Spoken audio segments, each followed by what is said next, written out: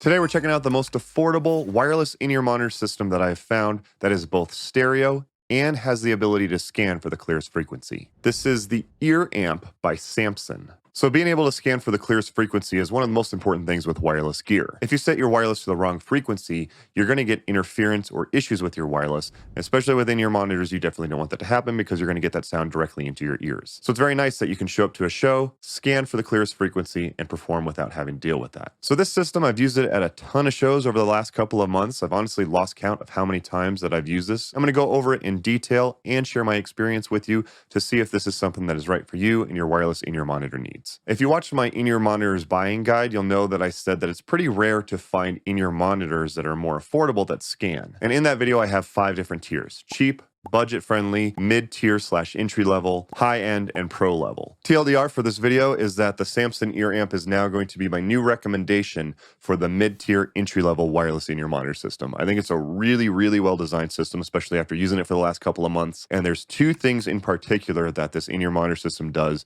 that I wish that every other wireless in-ear system did. If you know nothing about in-ear monitors, I do highly recommend that you watch my beginner's guide to in-ear monitors so you understand what they are and just general knowledge of the topic. I do want to say many thanks to Samson for sending this over for me to check out. This is not a paid video, and all the opinions in this video are my own. I hadn't seen any reviews on this system anywhere, and when I looked at the specs, I was like, this seems like a really cool system. I definitely wanted to try it out for the channel. And Samson were kind enough to send over a second one so that I could do a giveaway to one of my subscribers. So I will do a giveaway for one of my subscribers at the end of the video. So consider subscribing if you're not already subscribed, and let's check out the Samson EarAmp wireless in-ear monitor system. So first off, just a quick overview of what makes this so good. First of all, it's the stereo wireless in-ear monitor systems. And with this stereo system, you can either have one transmitter and one receiver, and you can get a stereo mix sent to your in-ear monitors, or there's also a trick where you can have one transmitter and then you can have 2 of the body packs, and 2 separate musicians can get 2 separate mono mixes. Great way to save on rack space, and I'm going to show you that trick towards the end of the video. Like I mentioned in the beginning, it has scanning. This is very rare to see at this price point. Normally you have to pay a little bit more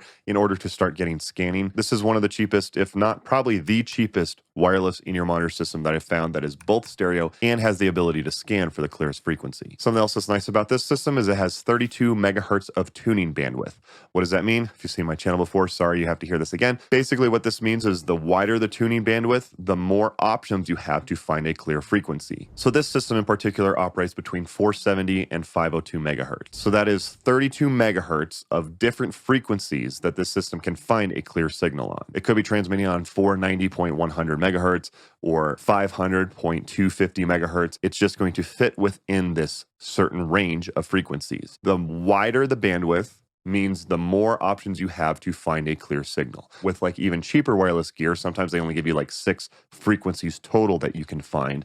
And in those situations, it's very possible that you're not going to be able to find a clear signal depending on where you're performing at. The wider the tuning bandwidth, the more options you have for your wireless to work. And that's what's great about the system. It's got 32 megahertz of tuning bandwidth. So in most situations, you should be able to find a clear signal using this system. So it has scanning, it can be stereo or mono, and it has a good tuning bandwidth for this price point. But what are the 2 features that I like about it? Well, let's go over it in detail so you can find out how to use this product. And I'm also going to show you the 2 things that I really love about this.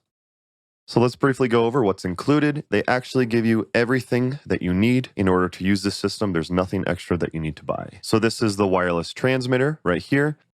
This is the wireless body pack receiver, which attaches to you. Power supply, you have a nice half-wave antenna. It does ship with in-ear monitor earbuds. These are just single driver in-ear monitor earbuds. It's good enough to get you started, but if you want to upgrade, I do recommend triple driver in-ear monitors if you are wanting to upgrade. And it's nice that they give you foam pieces for the ear as well. Always make sure that you have a good fit. That'll give you the best sound. You get 2 1/4-inch cables here to connect in the back, but do keep in mind these are 1/4-inch or XLR dual combo jack, so you can connect it either way.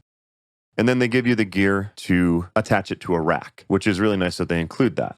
So the antenna screws in here on the back. However, if you are going to put this into a rack, you do not want to have the antennas in the back. And what you actually want to do is attach these to the side like this, and you bring the antenna to the front, which is the way that I've been doing this when I bring it live.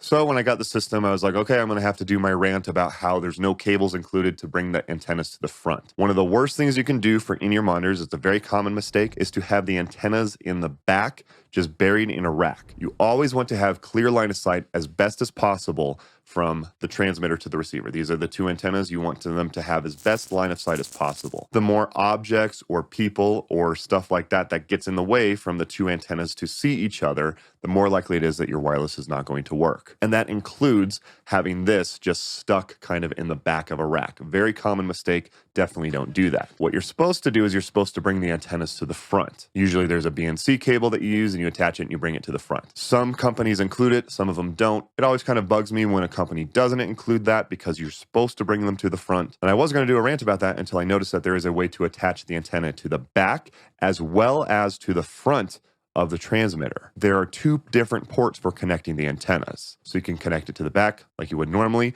or you can attach it to the front without having to deal with all these connecting cables. I cannot tell you how much I love that they included this. This is seriously so brilliant. Why don't all in-ear monitor systems leave this as an option? You can put the antenna in the front of the rack without having to deal with all the cables, without having to deal with like the rack mount kit. And with those rack mount kits, oftentimes it'll take up an entire full 1U of rack space. Now it only takes up a half U of rack space with the antenna still in the front. So you could leave the antenna in the back if you plan to like just leave it like on a tabletop or something like that and not put it in a rack. Or also what's nice about having the antenna ports in the back is that you can connect like 4 of them to an in-ear monitor combiner. If you have like 3, 4 or more of these in a rack, you want to combine them to a single antenna. I do have a video going over an affordable one if you are interested in how to do that. That's what's nice about having the antenna ports in the back. But if you're not going to do that and you just plan to just put this in your rack, you can also attach it here in the front. And then you have clear line of sight when you put this in your rack. So cool. This is the first time that I've seen that. This is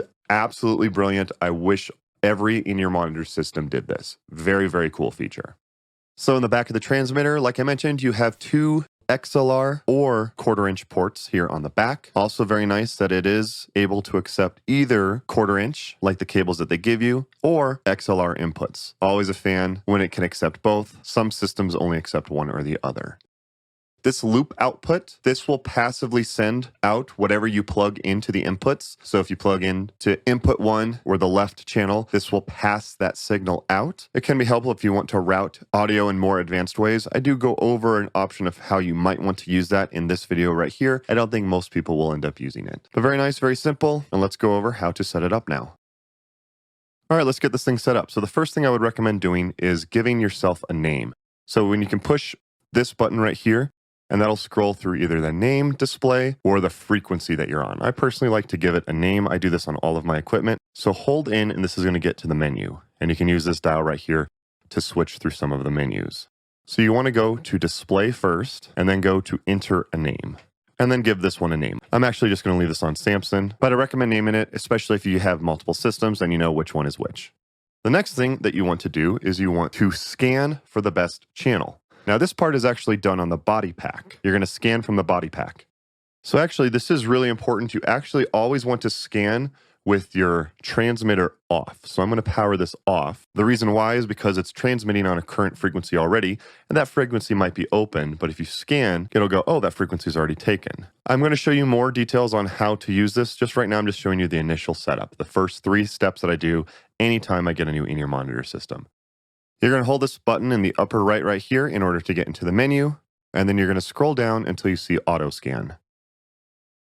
Scan by channel or scan by group. When you do the initial one, you want to scan by group. If you want to find out the differences between groups and channels, I do have a video going over that, but when you do your first initial scan, you want to do scan by group. Once it's done scanning, it has said that it found group 1 channel 18, and it will prompt you, do you want to send this new frequency to your transmitter? So I'm going to go ahead and turn my transmitter on now. And if you wait too long, it'll reset. I kind of wish it would just kind of stay there, but that's okay. If that does happen, hold it again and page down until you get right below auto scan and select send the new frequency to the transmitter. So I'm going to hit OK on that. Frequency to transmitter, yes. And then all I have to do is on this right here, push the sync button, put the 2 IR ports next to each other. You can see it gave a check mark. And now both of them are on group 1, channel 18. And you can confirm this because on the body pack, you can see this RF meter right here. That means it is now receiving a signal and they are successfully paired. And that's how you want to scan and sync the two of them together. And this brings me to the second thing that I absolutely love about this system. You'll notice that when I did the scan, it said you want to send this to the transmitter. So it actually gives you the option. There's two different options in here because your body pack and your receiver will be set to two different frequencies. It says, do you want to send from the body pack to the transmitter unit? Or do you want to send the frequency from the transmitter unit to the body pack? I absolutely love that they do this as well. This is such an interesting thing, is that almost every wireless in-ear monitor system that does scan, you scan from the pack, but then when you push sync on here, it'll send the frequency that this is set to this. It's like, why would I ever want to do that? Because this is the old frequency. I just scanned for a new one on here, which has the new frequency that I just found. The main reason that they do that is because if you work with certain software and connect all your in-ear monitors to it and do a scan and stuff like that, then it deploys clear frequencies to the transmitters, and then you would sync to the body pack. So that makes sense in those situations, but not everyone's going to do that. If you don't plan to use software, you scan from the body pack. Why would I not want to send from the body pack to this one? It is so smart that it gives you the option. Do you want to send the new frequency from here to here, or would you like to send the frequency that this is set to the body pack? After reviewing so many in-ear monitor systems, this is just something that is very smart and very well designed. And I absolutely love that they did that. Props to Samson for thinking of that. So you've named it, you've scanned it, now let's set the levels. So I'm going to plug in just my iPad, just playing some music into the back. You obviously would connect to your mixer or wherever you're getting an in-ear monitor feed from. But for this video, I'm just going to demo with an iPad sending music. And you can see I can have a meter right here. Now, if you're getting a stereo mix, you're going to see it on left and right. I'm just doing a mono one for right now, and I'll show you how to set that up in a minute. But the idea is still the same. I love that they gave you these buttons right here for quick and easy access to it. So I can bring up the input signal. It starts, I believe, at -15 or -12 by default. But if it's too quiet, I can bring it up higher. And if it's too loud and it's clipping, I can bring it down. So you can bring it down to -42 all the way up to 0 dB. Now, what you want to do is you want to just look at your meters. You can listen on your body pack as well, but just look. If it's like this, you can see that there is just no movement. I kind of wish that it gave you like an overload indicator, but either way, if you see it just peaking like this and there's no dynamics at all, that means that you're clipping. So I would bring it down until you start to see like a meter moving like this. So -15 looks about right for my setting. And if you set it too low and you're getting like 1 bar or no bars, that means that it's too quiet. So just set your levels accordingly. -15 or -12 should be a good starting spot. But always just check, it just depends. And it's very nice that they give quick and easy access just right here. Turn up the input or turn down the input. I really do love that. So those are the basics. Name it, scan it, and set your levels. You should do that on any in-ear monitor system. This is how you do it on the Samson. But I do believe it's important to know what all of the settings do in your in-ear monitor system. So let's go over that now. So we know what sync does. We know what these buttons do. You do have this headphone port right here if you do want to listen directly. That can be helpful for like a drummer to have a wired monitor or just someone to listen to see if something's going wrong with your in-ears. So let's hold in on the jog wheel in order to get to the menu, and let's go over all these settings. Just FYI, you can scroll to like exit if you ever need to get out of a menu, but also, and I wish I would have realized this earlier, you can also just tap the power button and it gets out of it because you have to hold the power button to turn it off, but it also acts as an exit button, which is very helpful to know. Let's go into the menu. So the monitor level, if you set this is the level of the headphone out. This isn't going to affect your in-ears like your wireless at all. This is just going to affect the headphone out. I can push in order to set it, or I can just push the exit button in order to exit out of it and not save anything. Just FYI, there is kind of a smudge here. You can see that. That is not my sweaty hands. Normally that's what it is if you've seen any of my other videos, because my hands sweat so much, but that is actually just a smudge on it. Not the end of the world, just letting you know it's not me this time. Next up is group channel select. If you want to set your group and channel or frequency manually without doing a scan, this is how you do it. So I can say, what group do I want to set it to? Group 9, channel 6, for example. And then I would push in to engage it if I wanted to, but I actually don't. So I'm just going to push this button in order to get out of that. You can lock the display if you want. So when you lock it, and then exit out of this, no one can make any changes. That is actually nice, so no one will accidentally turn it off. So you can see I hold the power button and it says that it's locked. So might be nice that no one accidentally turns it off. Scrolling down, we have user presets.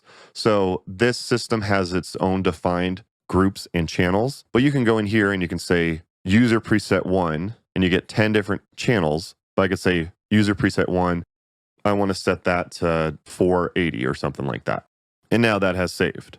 So I can set my own user presets. So you can see that user preset 1 is 480. So I could go in here and do the same thing on user preset 2. I can save this as 486. So if I want to make my own custom groups and channels and frequencies, I can do that. Next up, you have the display. So I showed you how you can enter a name, and then you can see the main display. Do you want it to display the name or the frequency by default? I actually personally like it on name, so that's what I'm going to set it to. Go ahead and go back. And you also have help, where you can reset everything, see a little bit more info about this, and then exit out of it.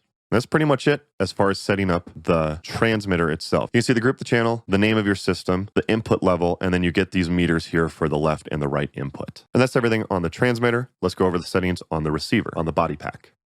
So on your body pack, you get a few things. You see a battery meter up here. You can see your group and your channel. You can see that I'm currently set to stereo. You get the RF meter, which is the strength of the wireless signal. So you can see mine is full. And the AF meter is your audio signal, which is the same as the transmitter when we were sending signal to it. The up and down arrows are going to change the balance center. I'll go over why that's actually helpful here in a minute. The main thing that you want to do is push this button and hold it in order to get into the menu. So first thing I recommend you do, go down to displays. You can adjust the brightness of this if you need it to be brighter, which is actually really nice. But the next menu down is give it a name. Again, I'm just going to leave it on Samson for this video, but give it a name, especially if you have multiple body packs. It's just so helpful. And then set your main display. Do you want it to display the group and the channel or the name? I personally like the name, so that's what I'm going to set it to. The next menu option is balance. This will allow you to hear more of what's plugged into the left or more of what's plugged into the right. If you use a stereo signal, likely you want to have this centered. But when I show you that 2 mono body pack receiver trick, that's when you're most likely going to want to use this. And I'm going to show you that a little bit later. So, are you using this in stereo or are you using it in mono? I do have a video going over stereo and mono. A lot of people actually use stereo incorrectly. Some people think, oh, I just need to set it to stereo and it'll be better. If you are only getting a mono input, make sure that you set this to mono. That is actually really important. Otherwise, you're only going to hear sound in one earbud. So if you're trying to get a mono mix and you hear sound in only one earbud, make sure you set that to mono. You can see it now says mono on my body pack as well. But if you are doing it in stereo, make sure you set it to stereo. You do have a volume boost, so if you need more volume out of this, you can get up to a 6 decibel boost. Most of you shouldn't need that if you set your gain properly, but the option's there. You have a high EQ, so if you need to bump a little bit more of the highs, I personally just leave that off, but if you need a little bit more high end or your mix is a little boomy, it might be worth trying. Next up is the limiter, which is important to protect your hearing, of course. Setting it to -6 might be a good idea, but also if you set your levels properly, it shouldn't be too big of an issue. That one's up to you. I went over display. RF tools is probably the most advanced one, so I'm going to get to that at the end. Auto scan we've already gone over. I love that it has the frequency. Do you want to get the frequency sent to the transmitter, or do you want to get the frequency from the transmitter? So whatever the transmitter is currently set to right now, if you want to send that to the body pack, that's really cool. I wish every in-ear monitor system did that. You also can lock as well if you don't want someone to accidentally, make adjustments. So let me go ahead and exit out of this. You can see that it's locked now. If I try to push some of these buttons, it won't accidentally change. You still can change your volume, of course, but that is actually really helpful if you do the 1 transmitter to 2 receiver trick, and I'll go over that here in a minute. You might actually want to do that. So RF tools, these are definitely important. So you can manually select your group and channel, just like we went over earlier. And to back out of this, just don't hold anything for a minute, and eventually the screen will go back to where it is. I do kind of wish it had like an exit button, but that's how you get out of it. So I can manually set that. I also have user presets in here as well. Now, squelch is actually really, really cool. It's set to 15 by default. I have a whole video going over squelch. I do highly recommend that you watch it to understand it, but it's basically a noise gate. If the wireless signal strength drops too low, you can get that type of static in your ears, which you don't want. So setting squelch is a good way to not get that. Watch that video if you want to find out more about squelch. So that should be it. And now you know what all of the buttons do and all of the menus do in your Samson in-ear monitor system.